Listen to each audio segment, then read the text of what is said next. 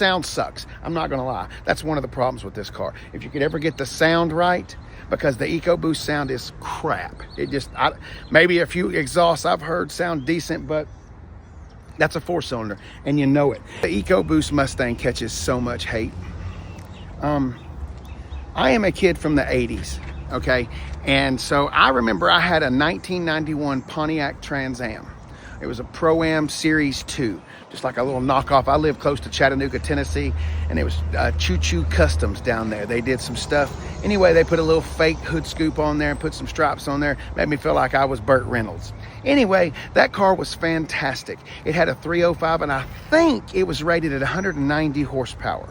I think. That car would do burnouts and donuts. It was great. It didn't win a lot of races, but it was a lot of fun to own. Now, this is a 2.3 liter 4-cylinder turbo putting out 300 horsepower. So it's putting out 110 horsepower more. Now the sound sucks. I'm not gonna lie. That's one of the problems with this car. If you could ever get the sound right, because the EcoBoost sound is crap. It just, maybe a few exhausts I've heard sound decent, but that's a 4-cylinder, and you know it. Ain't no Mustang if it ain't got no V8 under the hood. If it don't look like that under the hood, ain't no Mustang.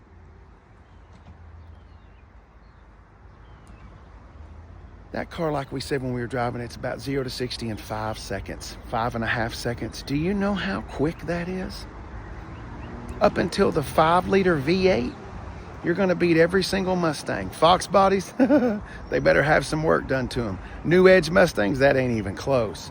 I'm just saying, the Mustang catches a lot of hate on the internet, but I don't know that it catches hate out in the real world. If you own one, let me know, because I'm sorry. All right, I promise between V8s and 4-cylinders, they don't change much going on, okay? The trunk is not a different size. The underneath the hood is not any different. They didn't put different glass options and stuff right there. The main differences are going to be the 2 screens and obviously the power plant. Let's go ahead and start underneath the hood.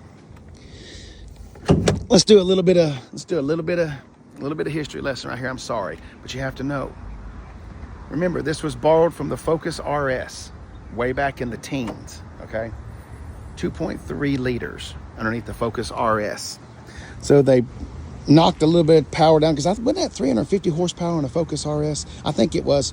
So they knocked a little bit of power down. It's been all over the range. It's been, I think the most I've seen is 335 horsepower maybe. This iteration is 310 and 315, I think, as far as the horsepower, 300, and the torque is 315. I'll put the numbers up just so we can make sure that it's right. Like we said while we were driving it, there is no manual option. You can't even paddle shift it anymore. Ford's programmed it the way that they want it to shift, and that's the way it happens. If you want to change the way it shifts, you got to change your drive modes. Anyway, back to the 2.3 liter. They put it under the hood in 2015 under the S550. First little bit of Eco Boom. Instead of Eco Boost, Eco Boom. They worked all that out. That engine's fantastic. Sorry, I carry pom-poms for that engine. It's in a lot of Ford products. The Ford Ranger, the Ford Explorer. What else is that under? I guess that's all currently.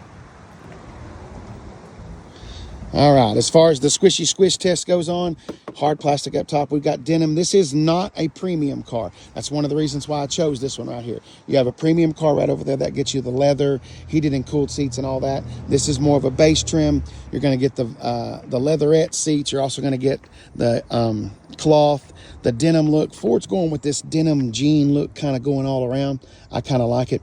The door panel has not changed. It's still power windows, door locks, and the memory seats. Oh, wait a minute, I'm a liar.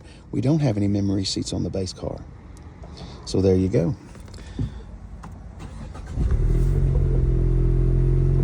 Two screens.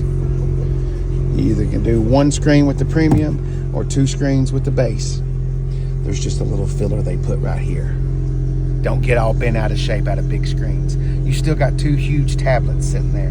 This base model car looks like we've got a heated seats and some heated steering wheel. Got the 10-speed automatic right there, and look, L. No S for shift or sport or anything like that. There's no paddle shifters on the steering wheel. Like I said before, it's programmed the way that Ford wants it to go. So if that's a problem for you, you can do a performance pack. You could still buy a performance pack Mustang EcoBoost, and you get active exhaust and you get paddle shifters with the performance pack. But whether it's a premium or a base model car, you're not getting paddle shifters with the EcoBoost. All right. You know what that means, right? We've covered the combustion Mustangs. There's only one horse left to play with. Casey, that's not a Mustang. Okay.